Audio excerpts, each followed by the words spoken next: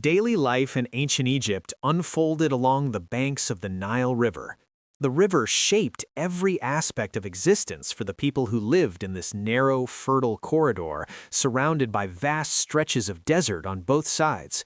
Most Egyptians worked as farmers, craftspeople, or laborers who contributed to the construction and maintenance of temples, pyramids, and other monumental structures that have survived for thousands of years.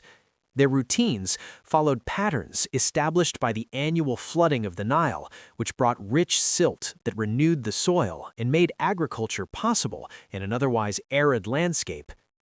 The physical environment of ancient Egypt created a distinctive setting for daily life. The Nile Valley stretched like a green ribbon through the golden-brown desert, its width varying from place to place, but rarely extending more than a few miles from the river's edge before giving way to barren sand and rock.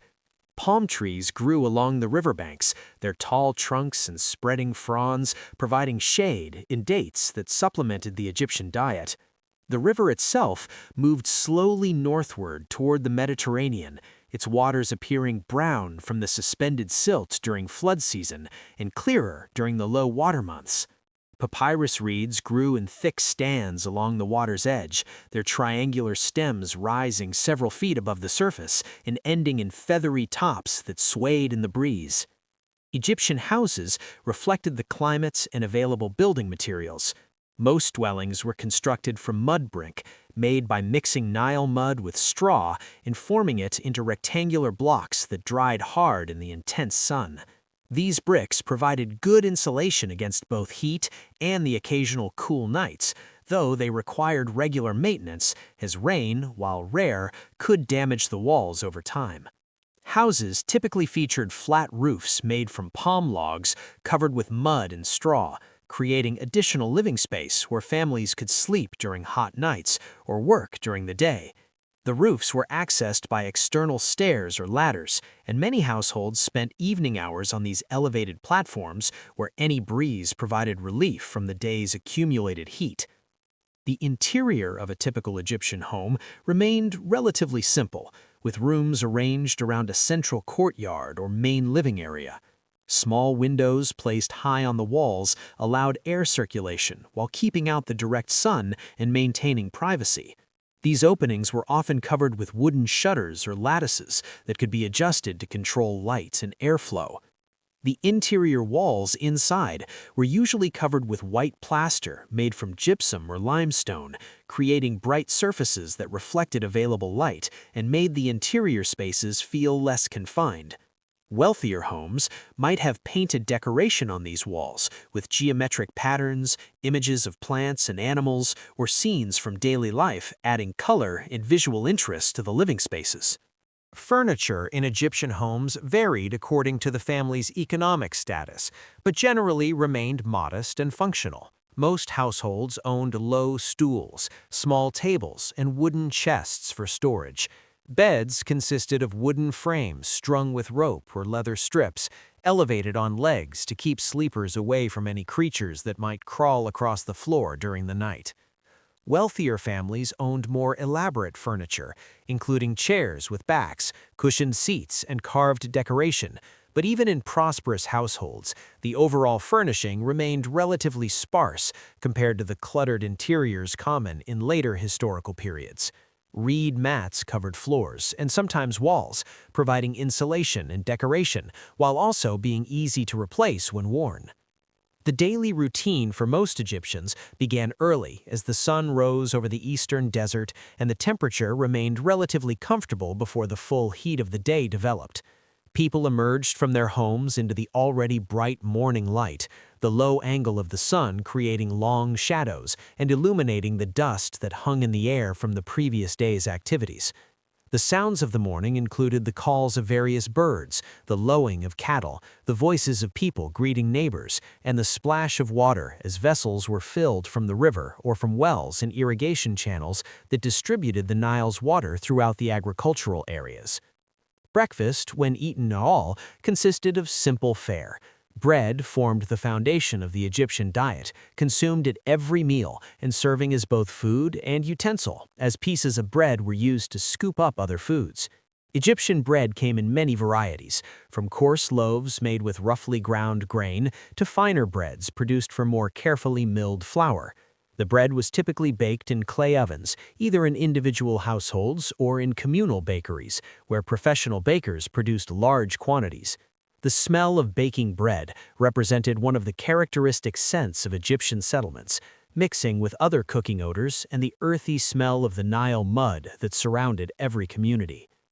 Along with bread, the morning meal might include onions, which were eaten raw or cooked and formed a dietary staple for all classes of Egyptian society. Garlic and leeks also appeared frequently, along with beans, lentils, and other legumes that provided protein. Those with access to dairy products might consume milk or cheese made from the milk of cows or goats. Beer served as the standard beverage, consumed by everyone, including children, as the brewing process made it safer than drinking water directly from the river or irrigation channels.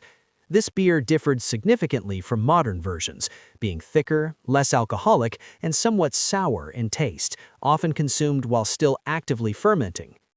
Agricultural work dominated the lives of most Egyptians, with the specific tasks varying according to the season and the river's flood cycle. The year divided into three main seasons: Akhet, the inundation period when the river flooded; Petit, the growing season after the waters receded; and Shemu, the harvest time. During Akhet, which typically occurred from June to September, the river rose and spread across the valley floor, covering the fields with water and depositing fresh silt. Farmers could not work their fields during this period, so many were conscripted for labor on royal or temple construction projects, spending these months moving massive stone blocks, digging canals, or performing other tasks that required large numbers of workers. When the floodwaters receded during Petit, the fields emerged covered with a fresh layer of rich black silt that gave Egypt its ancient name, Kemet, meaning black land, in reference to this fertile soil. Farmers returned to their fields and began the work of plowing and planting. The plow used in ancient Egypt consisted of a simple wooden frame with a metal tip, pulled by oxen or cattle that walked slowly through the soft, wet earth, creating furrows for planting. The farmers walked behind these animals, guiding the plow and calling out to direct the beasts. The sound of their voices, the lowing of the cattle, and the creak of the wooden plow created the soundscape of the planting season, accompanied by the calls of birds that followed the plow teams to catch insects and worms turned up from the soil. Seeds were broadcast by hand, with farmers walking through the plowed fields and scattering grain in sweeping motions that required skill to achieve even distribution. Wheat and barley formed the primary grain crops, both used for making bread and beer. After sowing, sheep or goats were sometimes driven through the fields to press the seeds into the soil with their hooves, a simple but effective method that ensured good contact between seed and earth. Throughout the growing season, the crops required relatively little attention beyond ensuring adequate water reached the plants through the network of irrigation channels that distributed the Nile's water across the agricultural landscape.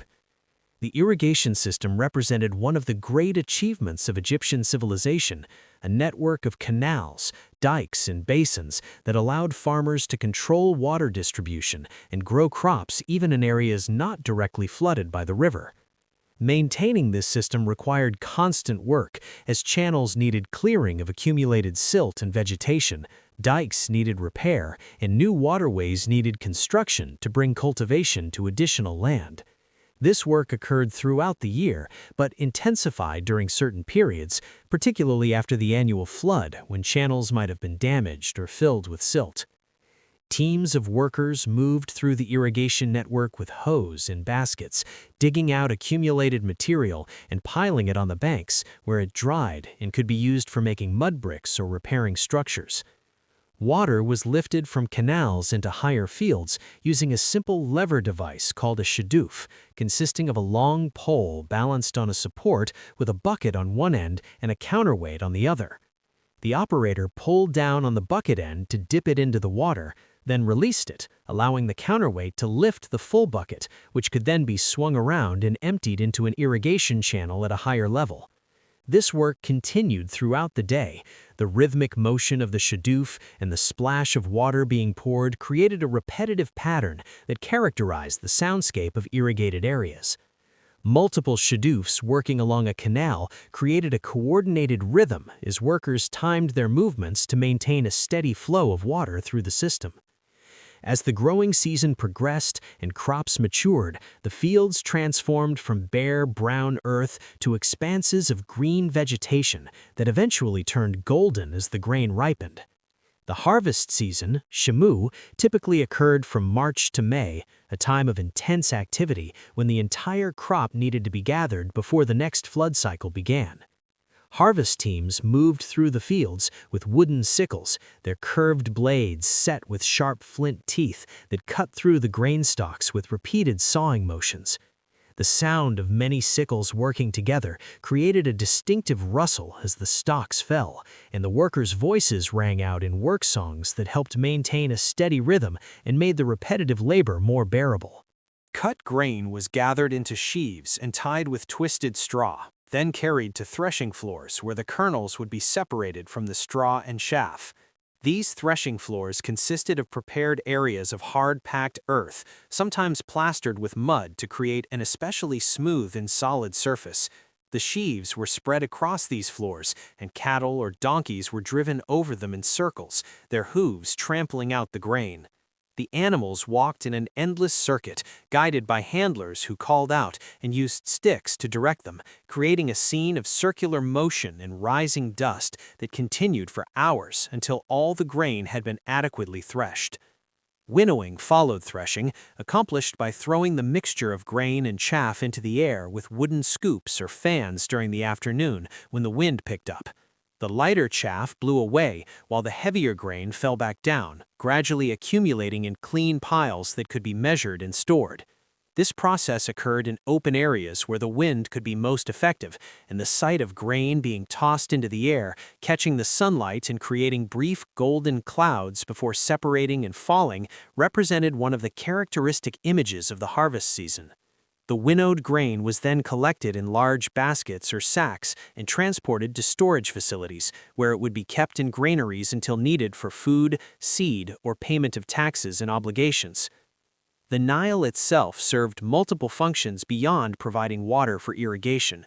The river functioned as the primary transportation route throughout Egypt, with boats of various sizes carrying goods and people between settlements.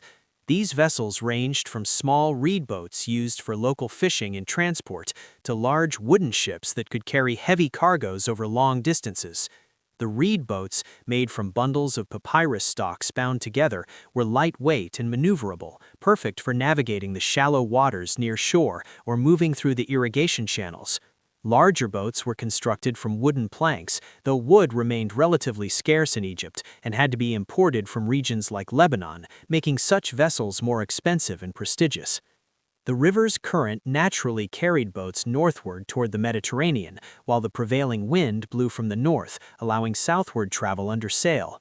This fortunate combination of natural forces made water transport relatively easy and efficient, though rowing remained necessary when wind conditions were unfavorable or when precise maneuvering was required.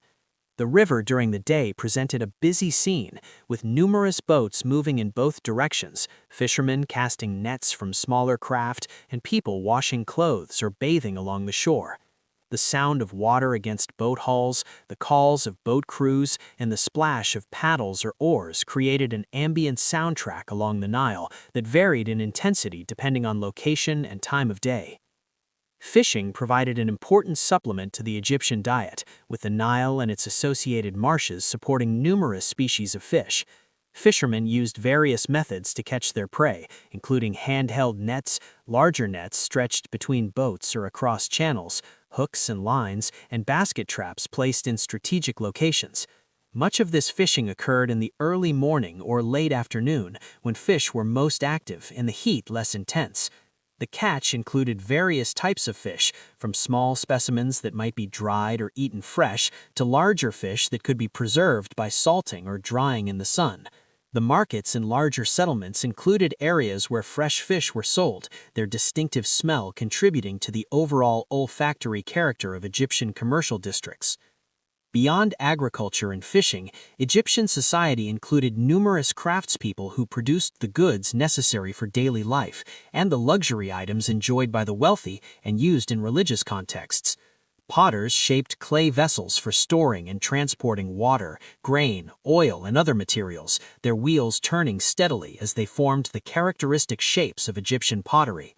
These workshops filled with the wet, earthy smell of clay and the sound of wheels spinning and hands smoothing the plastic clay into shape. The finished vessels were dried in the sun before being fired in kilns that reached high temperatures, transforming the soft clay into hard ceramic that could withstand use and resist water penetration. Textile production occupied many workers, primarily women, who spun flax fibers into thread and wove this thread into linen fabric on horizontal looms. The flax plant grew well in Egypt's climate and produced fibers that could be processed into thread of varying fineness, from coarse material for everyday clothing and sacks to fine thread that could be woven into semi-transparent fabric prized by the wealthy. The spinning process involved drawing out the processed flax fibers and twisting them into continuous thread, work that could be performed while walking, sitting, or standing, making it a common sight to see women spinning as they moved about their daily activities. The thread was then woven on looms, the rhythmic sound of the beater packing down the weft threads creating a distinctive sound in weaving workshops. The markets in commercial areas of larger settlements created centers of activity where people gathered to buy and sell goods, exchange news, and observe the variety of Egyptian life. These markets operated primarily in the morning hours before the heat became too intense, with vendors displaying their wares on the ground, on low tables, or in temporary stalls.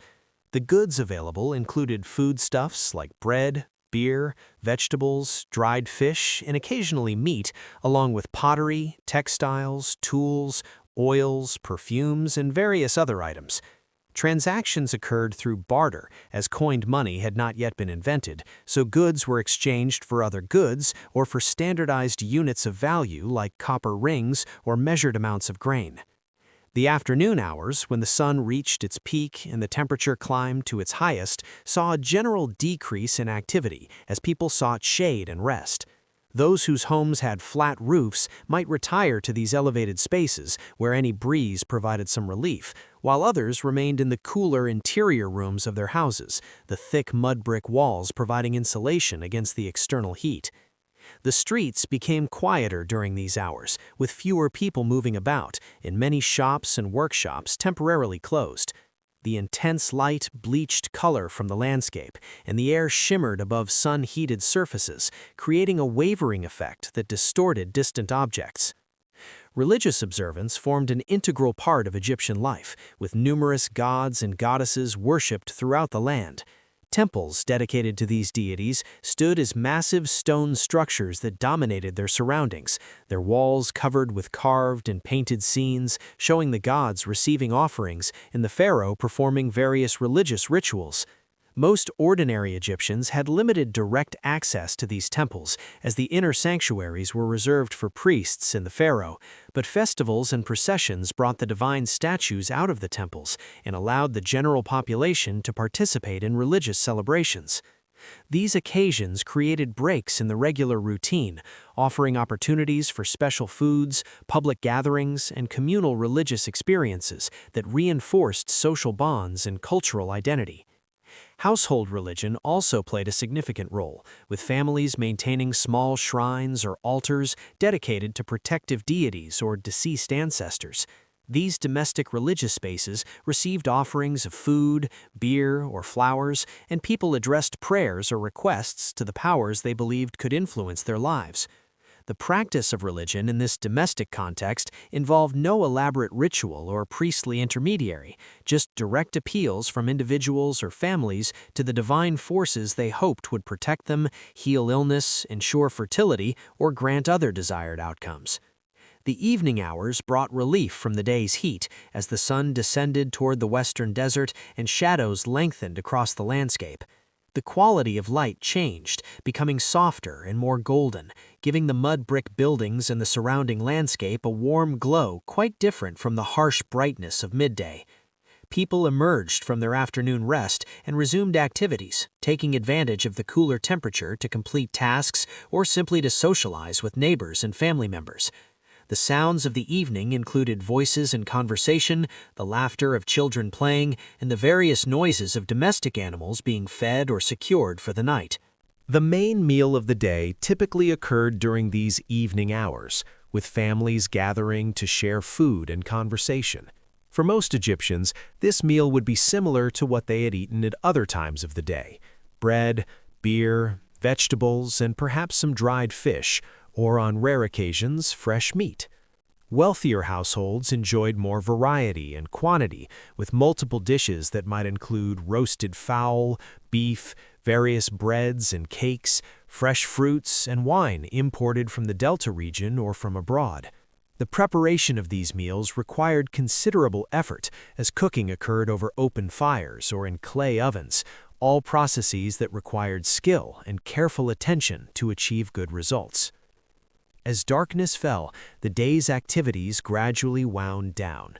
Most people remained in their homes during the night, as artificial lighting remained limited, and moving about in the dark presented various difficulties and potential dangers. Oil lamps, small clay vessels with a wick that burned oil usually derived from plants like sesame or castor, provided illumination when needed, but the light they cast remained dim and limited in range, sufficient for close work or navigation within a known space, but inadequate for general lighting of large areas. The smell of burning oil permeated interiors where these lamps were used, mixing with other household odors to create the characteristic scent of Egyptian domestic spaces after dark. The night brought cooler temperatures, particularly during the winter months when the desert cold could make the evening and early morning hours quite chilly. The sky, free from the light pollution that characterizes modern nights, displayed the stars with exceptional clarity, their patterns familiar to Egyptians, who used them for navigation, for marking the passage of seasons, and as part of their religious and mythological understanding of the cosmos. The Milky Way stretched across the sky like a river of light, echoing the earthly Nile that sustained all life in Egypt. The quiet of the night was broken by occasional sounds, the distant barking of dogs, the cry of night birds, the voices of night watchmen making their rounds, where the sounds of the river itself, always present as a subtle background element in the auditory landscape of Egyptian life. Sleep eventually came to most Egyptians as the night deepened, their bodies tired from the day's physical labor and ready for the rest that would prepare them for another cycle of work when the sun rose again over the eastern desert. Dreams during these sleeping hours might feature the concerns and hopes of daily life, or perhaps visions that Egyptians interpreted as messages from the divine realm, communications that required careful consideration and sometimes consultation with those skilled in dream interpretation. The cycle of sleep and waking, like the cycle of the Nile's flood, the seasons of agriculture, and the daily journey of the sun across the sky, represented one of the fundamental rhythms that structured human existence in ancient Egypt. This pattern of life along the Nile continued for thousands of years, creating one of history's longest-lasting civilizations.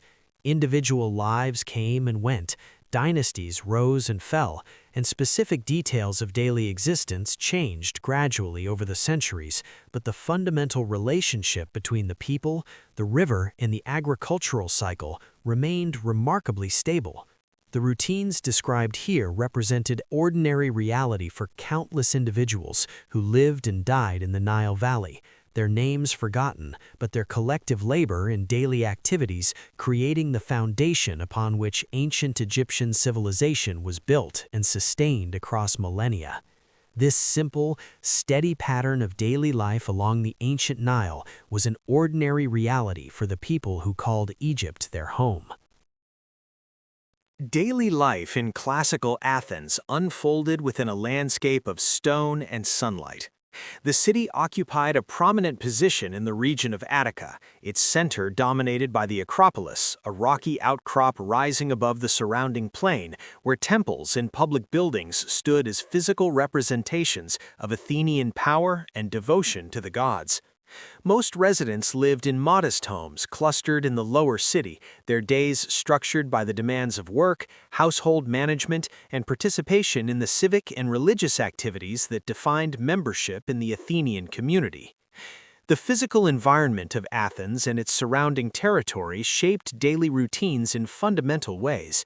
The Mediterranean climate brought hot, dry summers and mild, wet winters, with the landscape dominated by rocky hills covered in sparse vegetation, olive groves that produce the oil central to Greek diet and economy, and cultivated valleys where grain and other crops grew during the rainy season.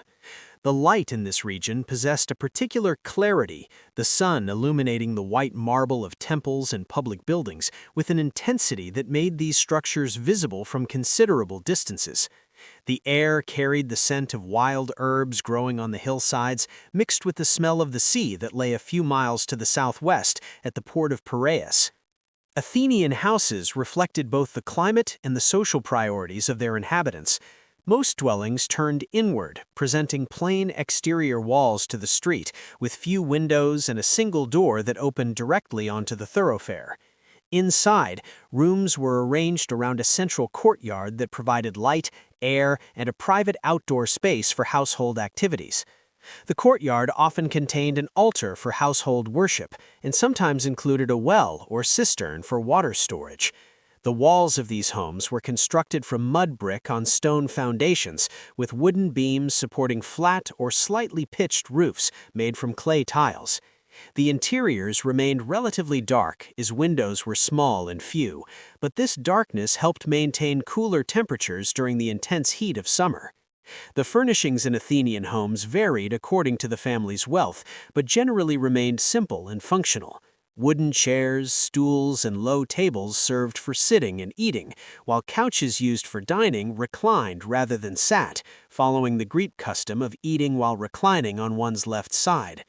Storage chests held clothing and valuable items, while various vessels made from pottery stored food, water, wine, and oil.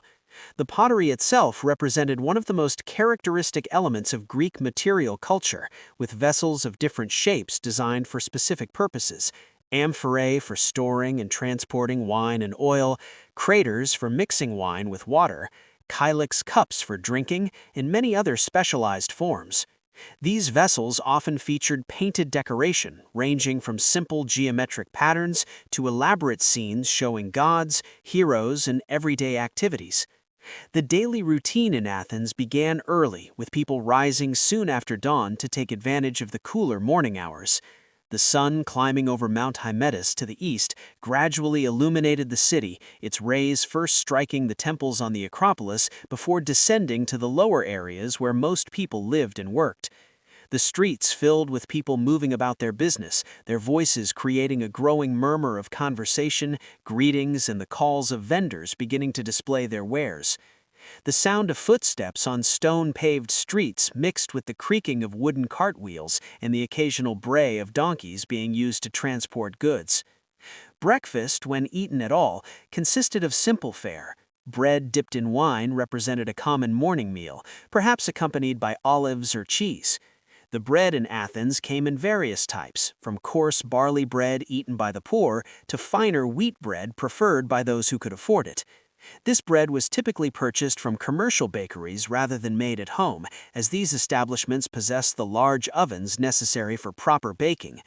The smell of baking bread represented one of the characteristic morning scents of the city, mixing with other cooking odors and the various smells of urban life in an ancient settlement without modern sanitation systems. The agora, or marketplace, formed the heart of Athenian public life, a large open space surrounded by stoas, covered walkways with columns that provided shade for shops and public offices. People gathered in the agora throughout the day to buy and sell goods, conduct business, hear news, and engage in the discussions and debates that characterized Athenian democratic culture. The morning hours saw particularly intense activity, as this time offered the most comfortable temperature for moving about and conducting transactions. Vendors displayed their goods on the ground or on temporary stalls, calling out to attract customers and competing for attention in the busy marketplace. The goods available in the agora included foodstuffs like fish, vegetables, cheese, and bread, along with pottery, textiles, metalwork, and imported items brought by merchants from throughout the Mediterranean world. Fish sellers occupied a specific area of the market, their products creating a distinctive smell that announced their presence. The fish came from the nearby coast, caught by fishermen who worked from small boats, using nets and lines to harvest the sea's bounty. Fresh fish needed to be sold quickly in the warm climate, so these vendors often called out loudly to attract customers and completed their sales during the morning hours before the heat made their perishable goods unsellable. Men in Athens spent much of their time outside the home, as Greek culture associated men with public space and women with the domestic sphere. Wealthy citizens who did not need to work for their living might spend hours in the agora or at the gymnasium, engaging in conversation, exercise, and the cultivation of relationships that formed the basis of political and social life. The gymnasium served multiple functions, providing space for athletic training, bathing facilities, and areas where men could gather for discussion and intellectual pursuits. The sound within these establishments included the voices of conversation, the slap of oil being applied to skin before exercise, and the various noises of physical training, from the impact of wrestling bodies to the thud of jumping weights hitting the ground. Those who worked for their living pursued various occupations, depending on their skills, status, and economic circumstances. Craftsmen worked in small workshops, often attached to or near their homes, producing goods ranging from pottery and metalwork to furniture and leather goods. These workshops opened directly onto the street, allowing passers-by to observe the work in progress and creating a relationship between production and public space quite different from modern industrial arrangements. The sounds of craftwork filled certain districts, with the ring of hammers on metal, the scrape of tools on wood, the spin of potters' wheels, and the voices of masters instructing apprentices, creating a characteristic soundscape of productive labor. Agriculture remained fundamental to the Athenian economy despite the city's urban character, as most food came from the surrounding countryside of Attica. Many Athenian citizens owned land outside the city, either working it themselves or having it worked by slaves, while they remained in the urban center. The primary crops included grain, particularly barley and wheat, along with olives and grapes that grew well in the Mediterranean climate and rocky soil.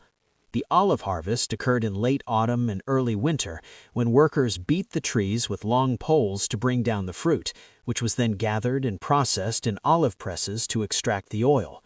This oil served multiple purposes, used in cooking, as fuel for lamps, for personal grooming, and as a valuable trade commodity. The production of wine from grapes followed a seasonal cycle, with harvest occurring in late summer when the fruit had ripened under the intense sun. Workers picked the grapes and brought them to pressing areas where they were crushed, traditionally by being trodden underfoot, the juice flowing into collection vessels. This juice was then allowed to ferment, transforming into wine that would be stored in large jars, sealed with stoppers and resin. Greeks generally mixed their wine with water before drinking, considering the consumption of undiluted wine to be barbaric. The proportions varied depending on the occasion and personal preference, but the mixing of wine and water in a large bowl called a crater represented a standard part of Greek drinking practice. Women in Athens lived lives largely confined to the domestic sphere. Their activities centered on household management, textile production, and child-rearing. The respectable woman spent most of her time inside the home, venturing out primarily for religious festivals or visits to other women. Within the household, women supervised slaves in various domestic tasks, managed supplies and provisions, and worked at the loom producing textiles for family use. The vertical loom used in ancient Greece stood against a wall, with the weavers standing before it and working the threads to create cloth from spun wool or, less commonly, linen. The rhythmic sounds of weaving, the clack of the loom, and the passage of the shuttle represented familiar background noise in Athenian homes. Children in Athens experienced different upbringings depending on their gender. Boys from citizen families received education that included reading, writing, music, and physical training, preparing them for their eventual role as participating members of the democratic community. Teachers in small schools taught groups of students, with lessons conducted through recitation, memorization, and practice. The students learned to read and write using wooden tablets coated with wax, on which they inscribed letters with a stylus. The marks easily smoothed away so the tablet could be reused. The sounds of these schools included the voices of teachers and students reciting lessons, the scratch of styluses on wax, and the occasional sounds of correction or discipline. Girls received little formal education, instead learning domestic skills from their mothers and other women of the household. They were taught spinning, weaving, cooking, and household management, preparing them for their future roles as wives and household managers. Marriage typically occurred when girls reached their mid-teens, arranged by their fathers as alliances between families rather than as matters of personal choice. The wedding ceremony included various rituals and celebrations, with processions, sacrifices, and feasting, marking the transfer of the bride from her father's household to that of her husband. Slavery formed an integral part of Athenian society, with slaves performing much of the manual labor that allowed citizens the leisure for political participation in intellectual pursuits. Slaves worked in homes as domestic servants, in workshops as craftsmen, in the fields as agricultural laborers, and in the silver mines at Laurion, where they extracted the metal that backed Athenian currency and funded public works. The treatment of slaves varied considerably depending on their specific circumstances, but all shared the fundamental lack of legal personhood and personal autonomy that defined their status. The presence of slaves remained so common that it was taken for granted, their labor supporting the lifestyle and political system that Athenians celebrated as uniquely free and democratic. The afternoon hours in Athens saw a gradual decrease in public activity as the heat reached its peak. The intense sun made the streets uncomfortable, and many people retreated to the shade of their homes or the covered stoas of the agora. Those who remained outside moved slowly, staying in whatever shade was available and limiting their exertion. The light during these hours possessed a harsh quality, bleaching color from surfaces and creating sharp contrasts between sun and shadow.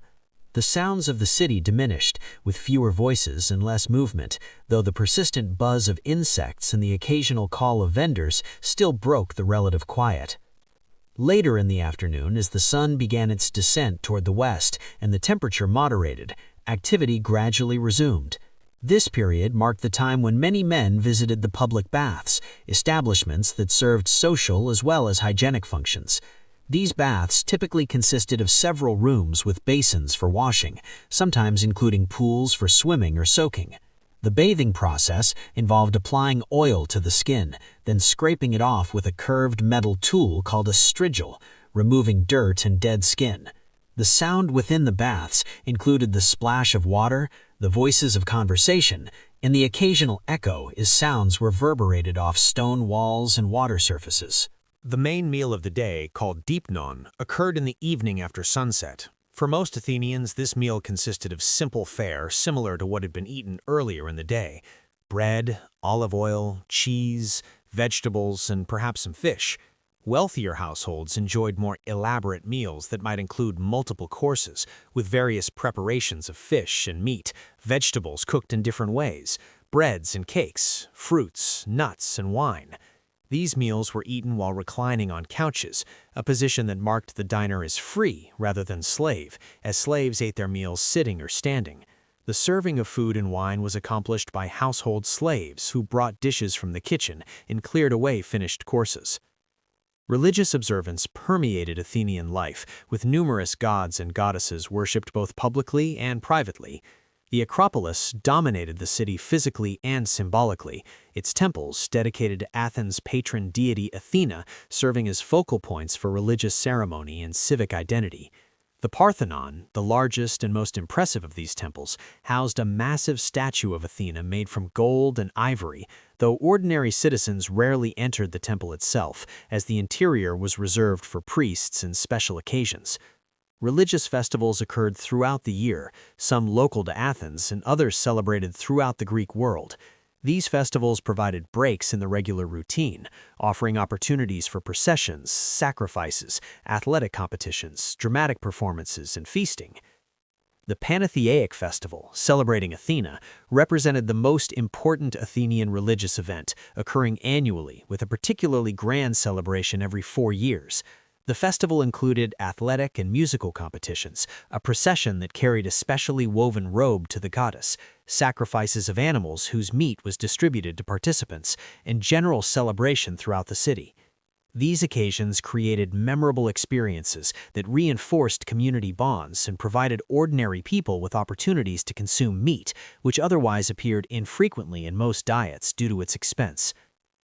Drama formed another important element of Athenian cultural life, with theatrical performances occurring at festivals honoring the god Dionysus. These performances took place in the theater, built into the southern slope of the Acropolis, a structure that could hold thousands of spectators who gathered to watch tragedies and comedies performed by actors wearing masks and elaborate costumes. The performances occurred during daylight hours, using the natural light and the architectural form of the theater to create a shared experience that combined religious observance, civic pride, and artistic achievement. The audience's responses to the performances, their laughter, gasps, and applause, became part of the event itself, creating a collective emotional experience that transcended individual reaction. The political system of Athens, its democracy, required active participation from citizens in decision-making and governance. The assembly, called the Ecclesia, met regularly on the Pnyx, a hill west of the Acropolis where thousands of citizens could gather to debate and vote on laws, policies, and important decisions. These meetings occurred during the morning hours, beginning shortly after dawn and often lasting several hours as speakers presented different positions and the assembly debated the issues at hand. The sound of these gatherings carried across the surrounding area, thousands of voices rising in discussion, argument, and the shouts of approval or disapproval that accompanied speeches. Evening hours in Athens brought relief from the day's heat as the sun set over the mountains to the west and shadows lengthened across the city. The quality of light changed, becoming softer and warmer, giving the white marble of temples and public buildings a golden glow. People emerged from their homes and gathered in streets and public spaces, taking advantage of the cooler temperature to socialize and conduct any remaining business. The sounds of the evening included voices in conversation, the laughter of people enjoying leisure time, and the various domestic noises of meal preparation and household activities. Symposia, drinking parties held in the homes of wealthy citizens, represented an important form of social and intellectual activity during evening hours. These gatherings brought together groups of men who reclined on couches arranged around the walls of a room, drinking wine and engaging in conversation, performances, and various forms of entertainment. The proceedings followed certain conventions, with a symposiarch chosen to determine the ratio of wine to water and to guide the evening's activities. Discussions at symposia ranged from philosophical debate to political gossip, while entertainment might include the performance of poetry, music on the lyre or flute, in the presence of courtesans who provided conversation and other companionship. As darkness fell completely, most Athenians remained in their homes, as the city lacked public lighting, and moving about in the dark presented difficulties and potential dangers. Oil lamps provided illumination when needed, small clay vessels that burned olive oil through a wick, creating a small flame that gave off limited but adequate light for indoor activities. The warm glow of these lamps created a particular atmosphere in interior spaces, their flickering light casting moving shadows on walls and giving faces and objects a softer appearance than the harsh daylight. The smell of burning olive oil permeated rooms where these lamps were used, becoming one of the characteristic scents of Athenian domestic life after dark. The night in Athens brought cooler temperatures and a quiet that contrasted with the activity of daytime hours.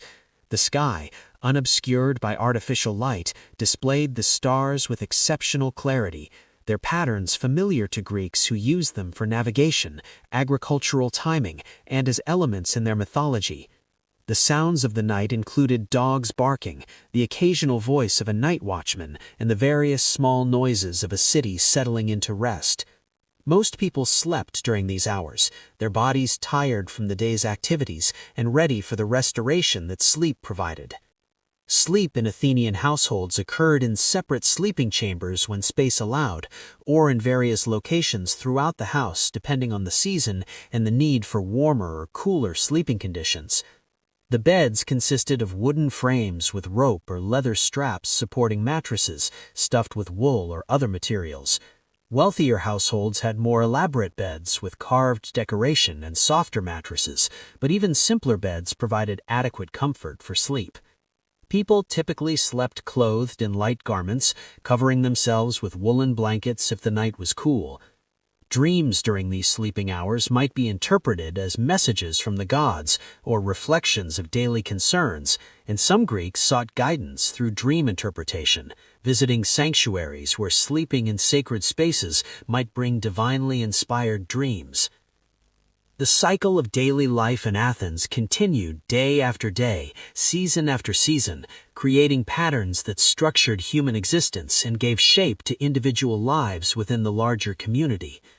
These routines varied in their details depending on social class, gender, age, and occupation, but all Athenians shared the basic rhythm of days marked by sunrise and sunset, meals and work, public and private activities. The city itself, with its monuments, institutions, and traditions, provided the framework within which individual lives unfolded, each person's daily activities contributing to the larger whole that was Athenian society. This simple, steady pattern of daily existence in classical Athens was an ordinary reality for the people who called the city their home. Daily life in ancient Babylon unfolded between two great rivers. The Tigris and Euphrates flowed through the flat landscape of Mesopotamia, creating a fertile corridor surrounded by arid plains and distant mountains. The city of Babylon stood on the banks of the Euphrates, its position allowing control of river traffic and access to water for irrigation, factors that contributed to its development as one of the most important urban centers of the ancient world. Most inhabitants of the city lived as farmers, craftspeople, merchants, or laborers whose daily routines followed patterns shaped by the demands of agriculture, commerce, and the social structures that organized Mesopotamian society. The physical environment of Mesopotamia created distinctive conditions for daily life. Unlike Egypt, with its predictable annual flood, the rivers here behaved less reliably, sometimes flooding too early or too late, occasionally with destructive force that damaged fields and settlements. The landscape lacked stone and timber, the primary building materials available in many other regions, so Mesopotamians relied heavily on mud brick made from river clay mixed with straw and dried in the intense sun. The climate brought extremely hot summers when temperatures could reach levels that made midday activity uncomfortable and potentially dangerous, while winters remained mild, with occasional rain that turned dirt streets into muddy passages requiring careful navigation. Houses in Babylon reflected the available materials and the need to provide shelter from the harsh climate. Most dwellings were constructed from sun-dried mud brick, with walls built thick to provide insulation against both heat and cold. These houses typically turned inward, arranged around a central courtyard that provided light, air, and private outdoor space for household activities. The exterior walls presented blank faces to the narrow streets, with few windows to maintain privacy and security. The entrances consisted of wooden doors that opened directly from the street into the interior courtyard, creating a clear boundary between public and private space. The flat roofs, reached by internal stairs, served as additional living areas where families could sleep during hot nights or work during the day when temperatures permitted. Furniture in Babylonian households varied according to the family's economic status, but generally remained modest. Most homes contained low tables, stools, and benches made from wood or reed, with storage chests for clothing and valuable items. Beds consisted of wooden frames with woven reed or rope supports covered by mats and blankets. Wealthier families owned more elaborate furniture, including chairs, decorated chests, and bronze or copper vessels. But even in prosperous households, the overall furnishing remained relatively simple compared to the abundance of possessions common in later periods. Reed mats covered floors and sometimes walls, providing insulation and decoration while being relatively easy to replace when worn or damaged.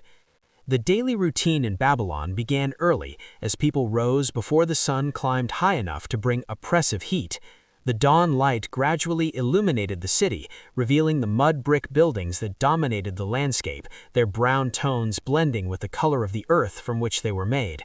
The streets filled with people moving about their morning business, their voices creating a growing murmur of conversation, greetings, and the calls of vendors beginning to set up their displays.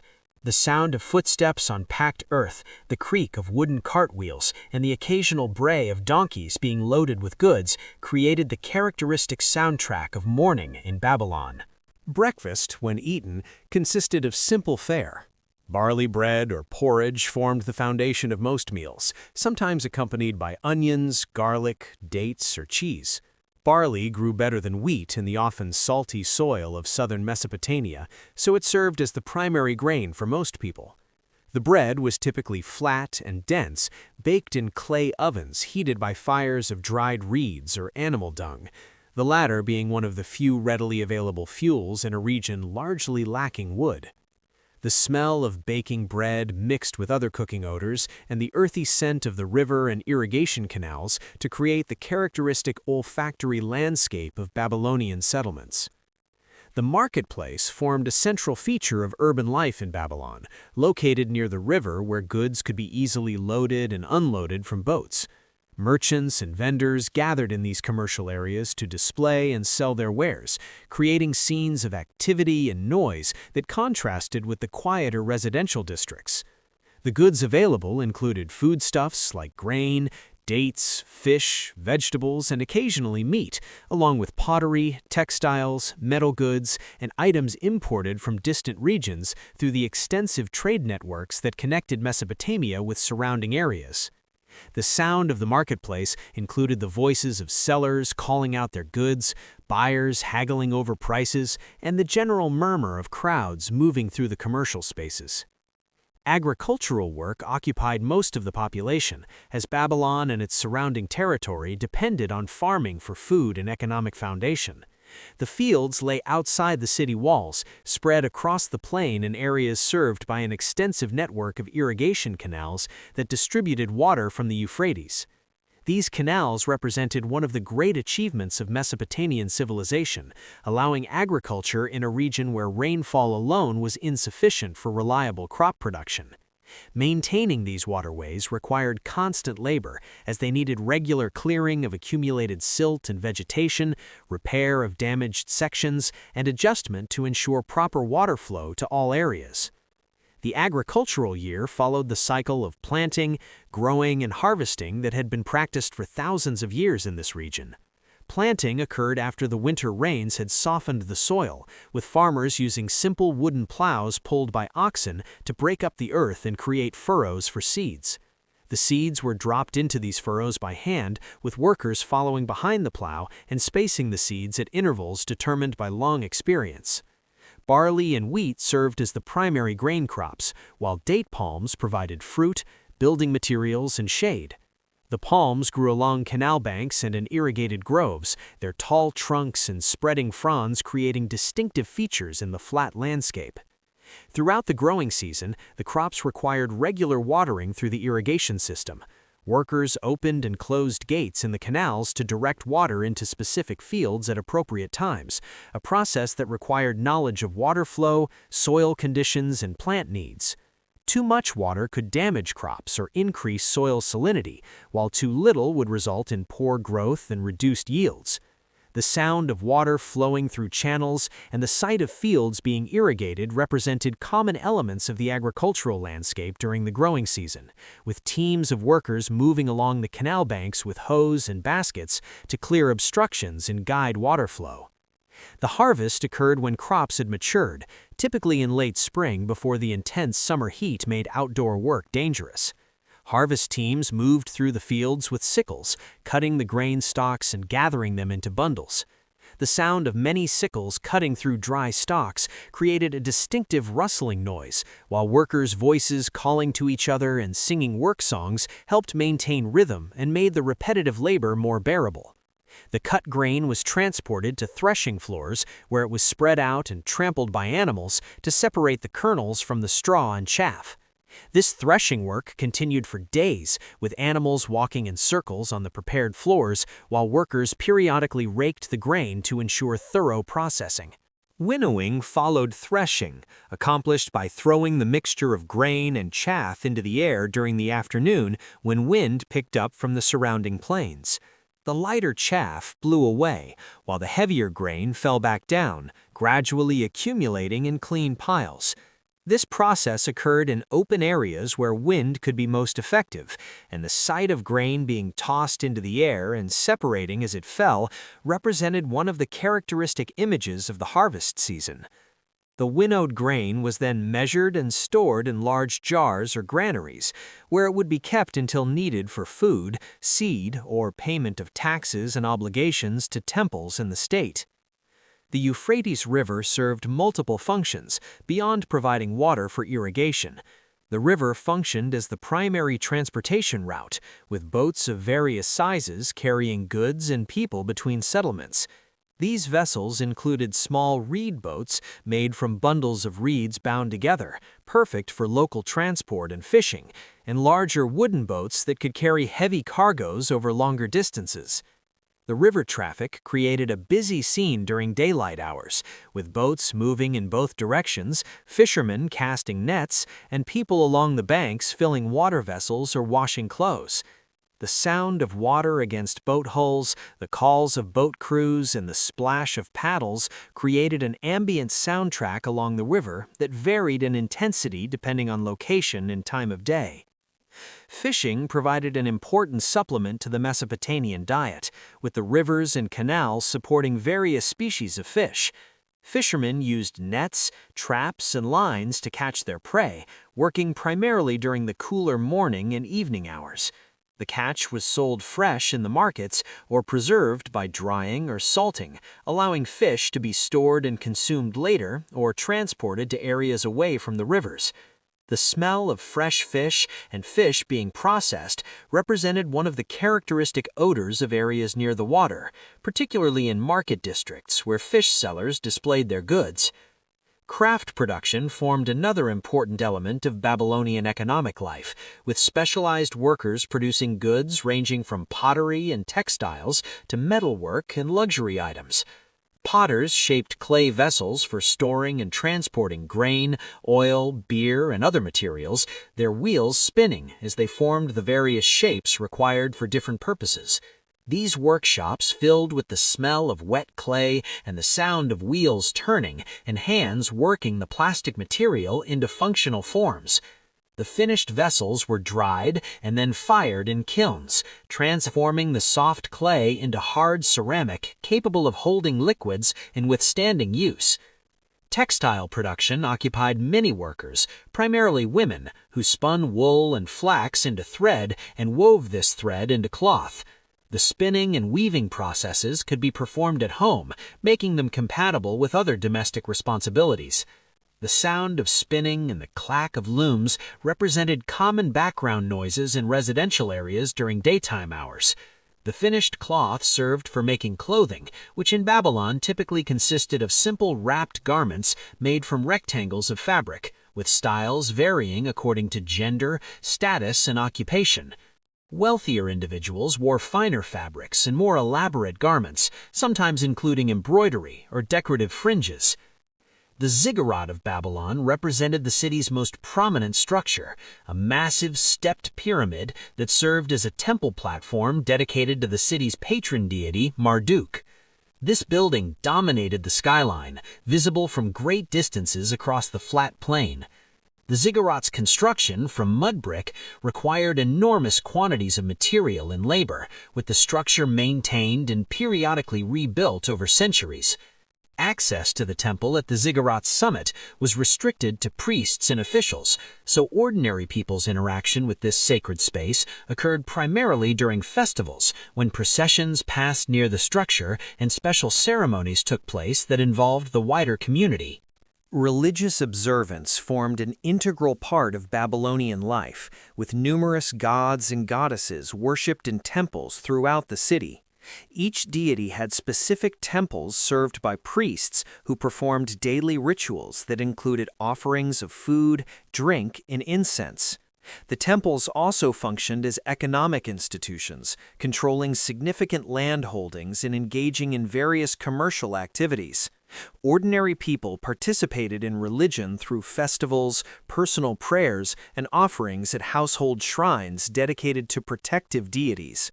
The smell of incense and the sounds of ritual activities represented familiar elements of the religious landscape, particularly during festivals, when processions moved through the streets and special ceremonies occurred in public spaces. Cuneiform writing, pressed into clay tablets with a reed stylus, represented one of Mesopotamia's most significant contributions to human civilization. Scribes trained for years to master the hundreds of signs used to write Sumerian and Akkadian, the languages of ancient Mesopotamia. These scribes worked in various contexts, recording economic transactions, legal documents, correspondence, literature, and religious texts. The sound of a stylus pressing into soft clay created a gentle, repetitive noise in rooms where scribes worked, while the sight of clay tablets drying in the sun or stacked in archives represented common features of institutional and commercial buildings. Literacy remained limited to specialists, so most people relied on scribes for any tasks requiring writing or reading. The afternoon hours in Babylon saw reduced activity as the heat reached its peak. The intense sun made outdoor work difficult and potentially dangerous, so many people sought shade and rest during these hours. Those whose homes had flat roofs might retreat to spaces shaded by reed mats or awnings, while others remained in the cooler interior rooms, the thick mud brick walls providing insulation against the external heat. The streets became quieter, with fewer people moving about, and many shops temporarily closed. The air shimmered above sun-heated surfaces, and the only sounds might be the buzz of insects and the occasional call of birds seeking shelter from the heat. As the sun began its descent and the temperature moderated, activity gradually resumed.